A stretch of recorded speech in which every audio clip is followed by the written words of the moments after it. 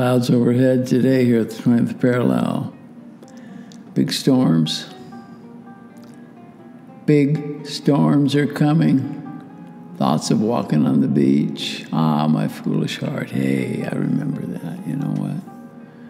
I remember holding hands, walking on the beach. You know how certain things just stay with us? You know, certain events and certain times come up out of the memory, and you think about people, life, love, your kids, your friends, your lovers. All comes up, man. So this week, we come out of the concert hall and we come into a little bit of Johann Sebastian Bach.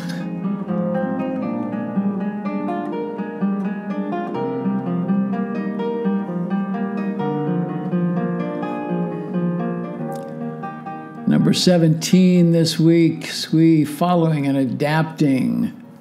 Above, it's open, it's fire. When I say above, it's the trigrams. You know, the I Ching, the symbols are made up of 2 trigrams. And that's what we get when we use the yarrow sticks, or we toss the coins, or now we're going to be able to draw tiles. Those are going to come up soon. To get us to the point where we can see just what is the information, not the answers so much. Well, the book of, the book of change, it's called, the I Ching. It means book of changes. But, it's also the book of answers, right? Because we go to the I Ching with questions, right? So come to the place right now where you're thinking of a question. Think about a question in your life now. Just take a second. Think about it. Let your mind go. What's your question?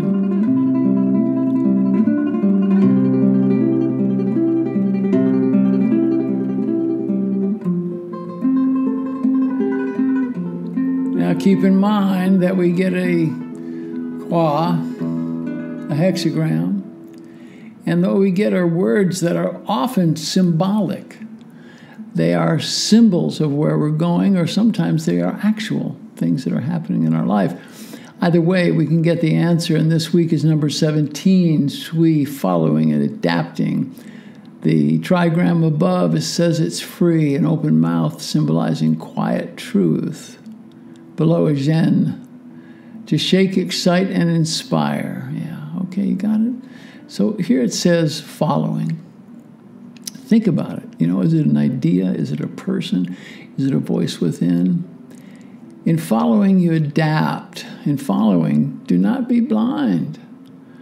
Know that you will be changed if you take that road, right? All sentient beings, we're all seasonal creatures. We change with the influence of the weather and sunlight, emotions and passion, suffering and joy. It changes us. It's real. And this hexagram signals that you are now at a turning point, a change of seasons, right? Your own inner seasons. You can't shift, you can't change that. The seasons come. You can't speed up the sunrise. You can't make the sunset slow. And so it is with great change that approaches. This is inevitable. And that's the beauty of this treatise, this I Ching. That's the beauty of it, that tells us that there are questions to ask of ourself at this turning point. That place where we stop lying to ourselves. Ask the question, have you been following an idea from an inner voice, or are you being presented with a person or a new plan of action that has the possibility to change your life? It requires careful consideration and self-examination to reveal and trust to act on what you see as your own truth without coercion by societal norms and belief. You see, this is the road less traveled, where we don't let these influences, this ego, wrap us up. It's only you that can prepare for the decisions now that you must make. We're coming into a time on earth where everything is changing. We see what's happened with this pandemic. We had to make changes in our life, and we have to see how to take those changes and make them positive. And that's what the work is.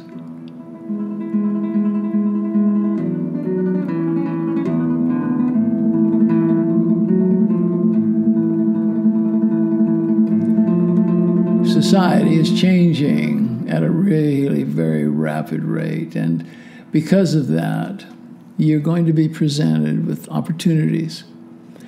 You're going to follow an ideal, who's right, who's wrong, or you may be called to take a role of leadership to facilitate change. That's what happens at great change. When it happens, many are called to follow, many are called to lead. It's the same thing, no difference, leading and following.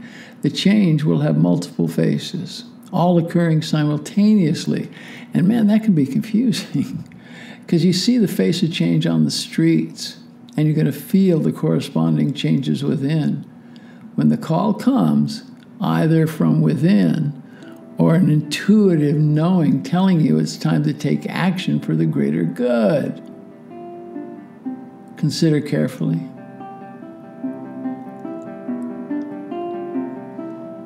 Will you take a role of leadership in the community, in the family, in the tribe?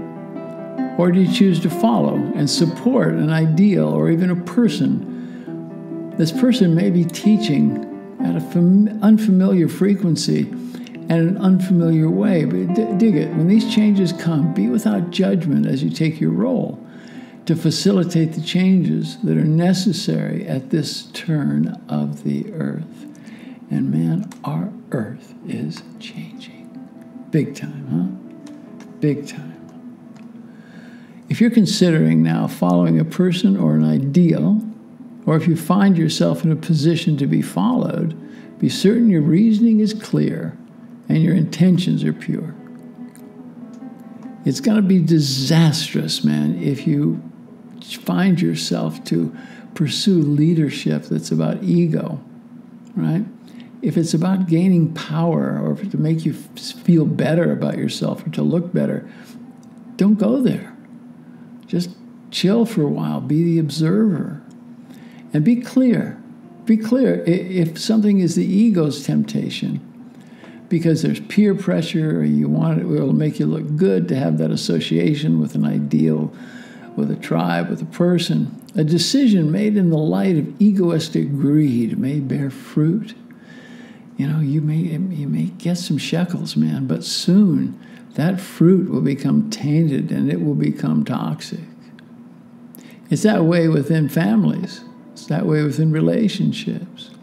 When there was denial of what was hiding in the shadows behind seductive attraction. Think in your life where that's happened, right?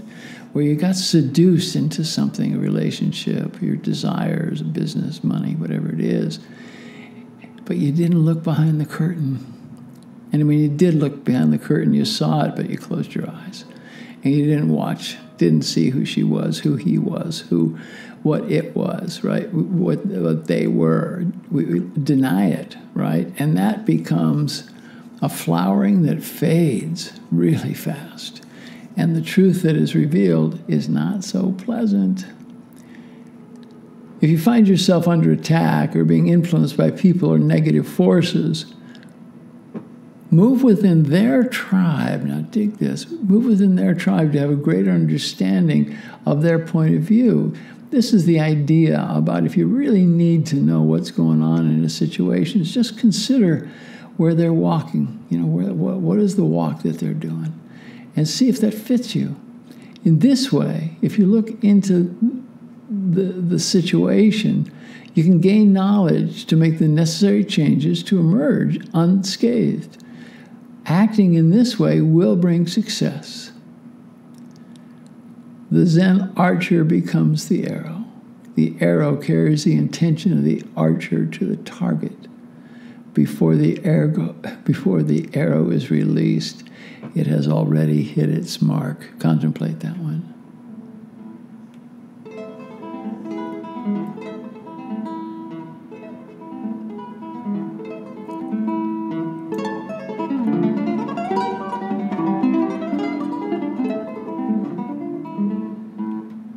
It's that way with success. You come into something, see the success there, and then step into it, right? The message of this hexagram notes that a calling is occurring. It's a calling to follow an idea, a person, or an inner calling of spiritual truth.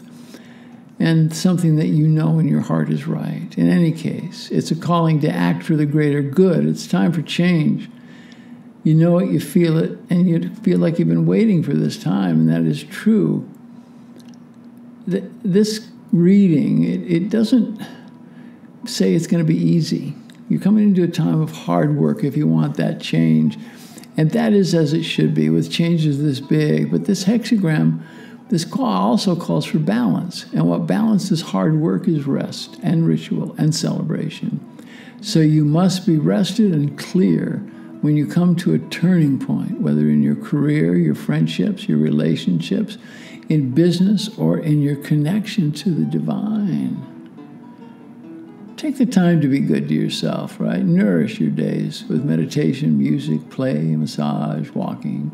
Keep your balance. Make a practice of being a good, compassionate friend. Be that way, be a good friend to yourself. Be a good friend to others. There's magic in friendship, man. Whether you choose to follow an exemplary person or an ideal or a principle, be sure to be still long enough to hear and accept the guidance so that you can take your proper place in sequence and in tradition. Be kind and compassionate. That's what's going to serve you. It is that clarity that asks you to be in a position of a great communicator, a great one who brings people together in love, one who says, you can do it,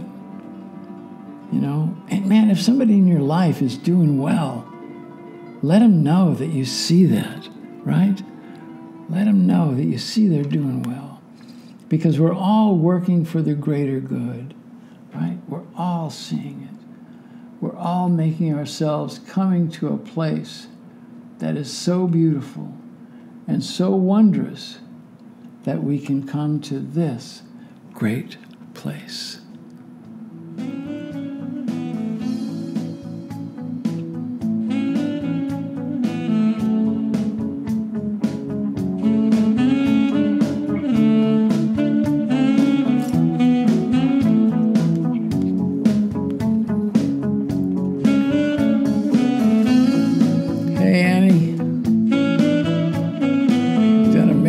Things.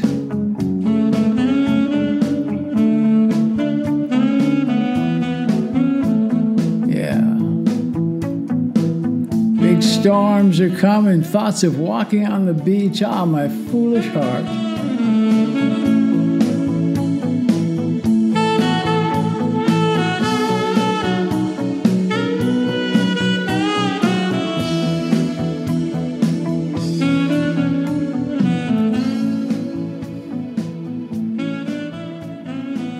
So now as you walk through these days, we have a real storm coming, but there's storms all over the earth. And, the heaviness that everybody is feeling now, know that it's grief. That we're grieving for the people that we've lost personally, the things we've lost, and also there's so much loss in the world. We can't help but be sensitive and to feel it and have it affect us and allow it to be there. Write about it. Do that. And man, being so close to others, at home and on your computer, you come to the place where you're just aware, you're awake, that you know that this is a time of change and that you're there and you are happy to be in the change. That's the idea.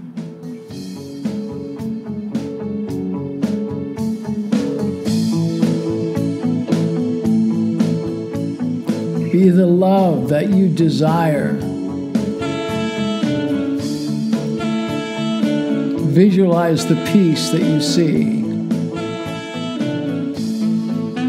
Love yourself. And that is the idea, to come to just to let yourself love yourself and to come ahead and to feel the greatness of being alive.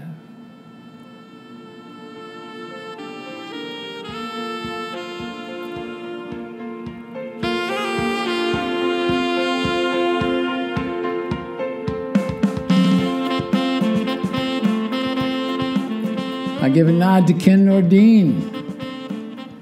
Some of you that is.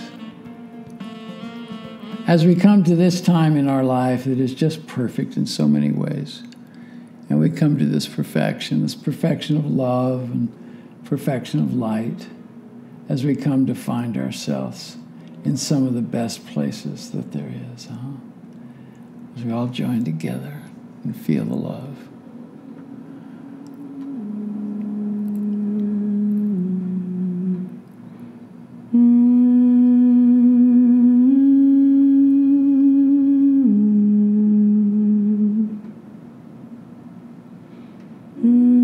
Feel the frequency within. Feel your heart open. Think of who loves you, who loved you. Think of who you loved. Open your heart as you come to the idea of following, adapting, and change. Big storms are coming, thoughts of walking on the beach, my foolish heart. I send you all the love that I can muster from here at the 20th parallel.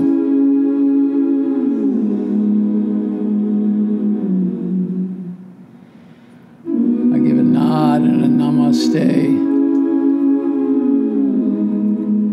to my brothers and my sisters. No doubt, man, we are all one. It's just not a phrase. Let's come into this change of being compassionate, being loving, being alive. Yeah, here it is. Turn it into my Sunday sermon, but I'll take it. So I leave you with in Lakesha Lakin, the Mayan phrase of greeting that says, I am the other you. And I am the other you, and I like it that way.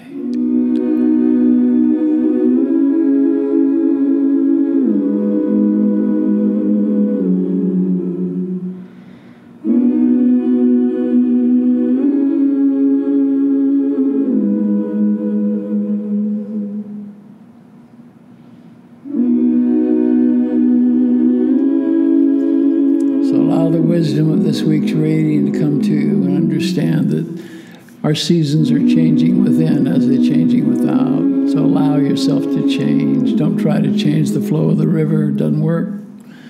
Don't try to make winter come too fast or spring or summer. It's going to happen. It's going to happen inside of us as well because the change is happening really fast.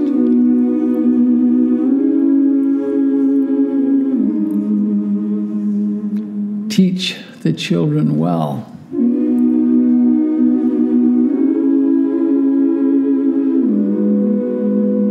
Be an example of light and be an example of love.